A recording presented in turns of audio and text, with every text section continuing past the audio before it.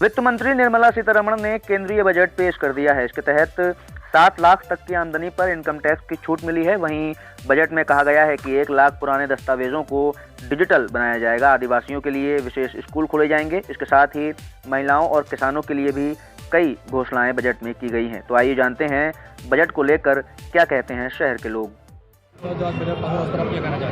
देखिए, बजट आम जनता का बजट है। मैं आदरणीय वित्त मंत्री जी और प्रधानमंत्री जी को बधाई देना चाहता हूं कि आम जनता का ये बजट पेश किया गया है। जैसे इसमें प्रधानमंत्री आवास योजना में जो 66% की बढ़ोतरी की गई है, जिससे कि हमारे जितने भी ज़रूरतमंद गरीब भाई बहन हैं उनको आवास जल्द से जल्द उपलब्ध हो सकें। इसी तरह जो आम महिला है उसको 2 लाख रुपए तक पैसा जमा कर सकती है और उस पर 7.5% का फिक्स ब्याज उसको दिया जा रहा है, यानी कि वो भी अपने आप को सशक्त महसूस करे। रेलवे में आज तक का आज़ादी के बाद से सबसे ऐतिहासिक बजट दिया गया, सबसे ज़्यादा बढ़ाया गया। इसका मतलब मूलभूत सुविधाएं जो वहाँ हैं 75,000 करोड़ नए प्रोजेक्ट में दिए गए हैं, लेकिन मूलभूत सुविधाएं जो हैं या पुराने जो हमारे डिब्बे हैं वो बढ़े। इसी तरह गरीबों को खासतौर से ख्याल रखते हुए उनके बच्चे भी खिलौनों से खेल सकें, उन खिलौनों को भी सस्ता किया गया है। उनके बच्चे भी साइकिल खरीद सकें, इसलिए साइकिल सस्ती की गई है। तो ऐसे बहुत सारे कार्य जो गरीबों और ज़रूरतमंद को देखते हुए किए गए। ऐसा ऐतिहासिक बजट कभी नहीं आया। इस बार का बजट आम जनता का बजट है। मुझे लगता है कि इससे बड़ी आज दिवाली इससे बड़ी हो नहीं सकती। मैम, मैं आपका नाम जानना चाहूँगा। मेरा नाम डॉक्टर मीनाक्षी सक्सेना है। मैम, इस बार जो बजट आया है क्या है मतलब इस बार बजट में जो आम बजट इस समय आज पेश किया गया है, क्या कुछ खास है इस बजट में, क्या कहना चाहेंगे? अमृतकाल की जो 75वें वर्ष हमारे स्वतंत्रता के पूर्व हुए, इसमें ये जो बजट आया है ये बहुत ही महत्वपूर्ण है महिलाओं के लिए। इसमें महिलाओं का पूरा ध्यान रखा गया है, जिसमें न्यू सेविंग स्कीम लाई गई है, जिसमें महिलाएं अपना खाता खोल सकेंगी और 2 लाख रुपए तक जमा करने पे उन्हें 7.5% तक उन्हें ब्याज मिलेगा। साथ ही साथ प्रधानमंत्री कौशल विकास योजना MSME, जिसके तहत 2 करोड़ तक का वो लोन ले सकती हैं, जिससे वो स्वावलंबी बन सकती हैं, आगे जाके अपने परिवार का पालन पोषण सही से कर सकती हैं और देश का भी नाम ऊंचा कर सकती है। जब महिला स्वावलंबी होगी तो देश तो हमारा आगे जाएगा ही जाएगा, क्योंकि एक महिला ही होती है जो अपने परिवार और देश को आगे बढ़ाने में महत्वपूर्ण भूमिका निभाती है। मैम, महिलाओं को लेकर क्या कुछ नया है इस बजट में, क्या कहना हमारे वित्त मंत्री ने महिला होने के नाते महिलाओं के बचत पर विशेष ध्यान दिया है।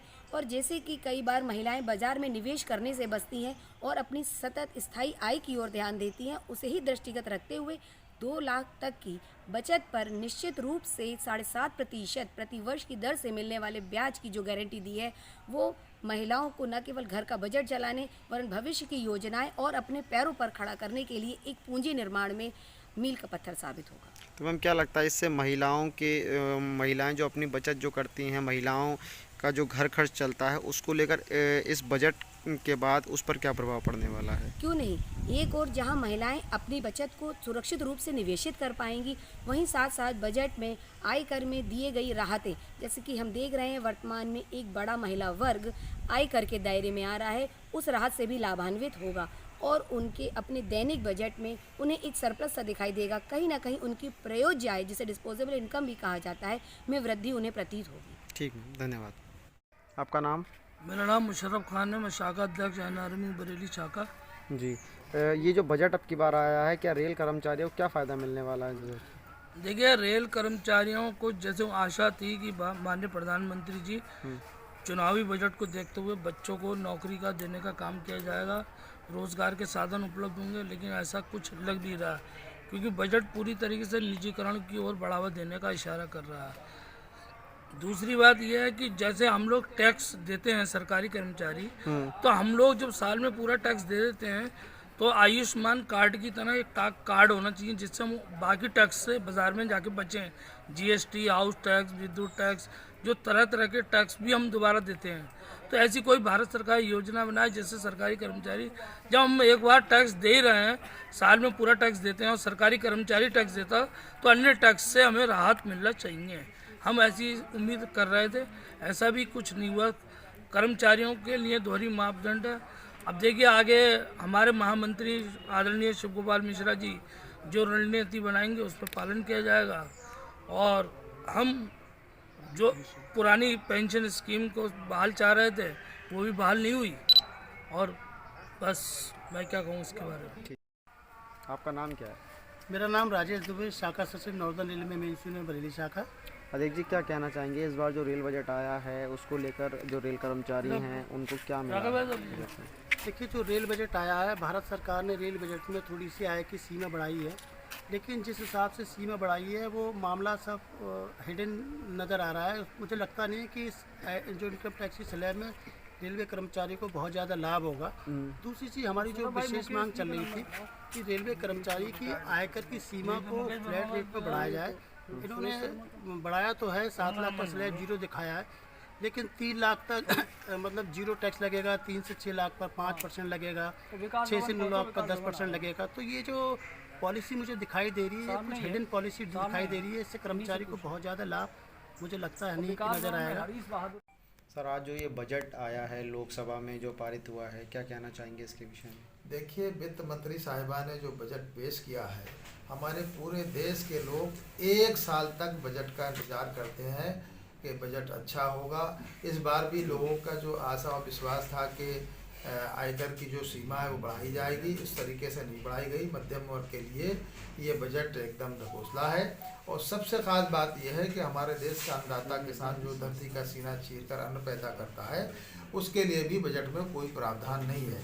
हमारे देश के करोड़ों करोड़ों जो शिक्षित युवा बेरोजगार हैं, उनके लिए भी इस बजट में कोई प्रावधान नहीं है।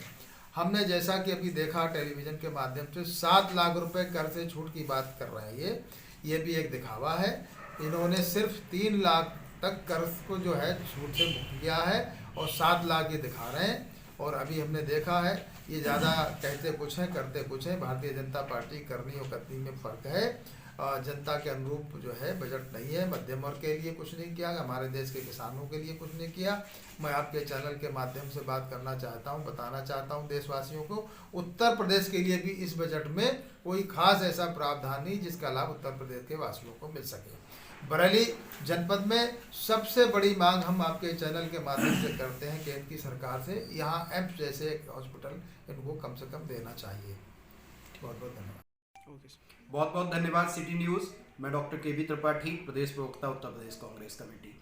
आज जो बजट पेश हुआ है वो पूरी तरह से भ्रमित बजट है। मुझे तो ये लगता है वित्त मंत्री स्वयं में भ्रम की शिकार हैं। उन्हें समझ में ही नहीं आ रहा कि उन्हें कौन सी घोषणाएं करनी है और कौन सा विजन लेकर चलना है। यह सरकार सिर्फ और सिर्फ आंकड़ों की बाजीगरी कर रही है और भाषा की जादूगरी कर रही है। पूरी तरह से यह बजट पूंजीपतियों के पक्ष में और वंचित वर्ग के विरोध में खड़ा दिखाई देता है। 2022 तक प्रधानमंत्री जी पहले ही कह चुके थे सभी को पक्का घर होगा, घर में नल होगा, नल में जल होगा। जब आज बजट देखो 2023-24 का, तो उसमें भी आप इतना बड़ा फंड दे रहे हैं आवास के लिए, प्रधानमंत्री आवास योजना के लिए इतना बजट। आपने कहा था कि आमदनी दोगुनी हो जाएगी। आमदनी तो किसी की इस देश में दोगुनी नहीं हुई, दर्द सबके दोगुने हो गए या 10 गुने हो गए।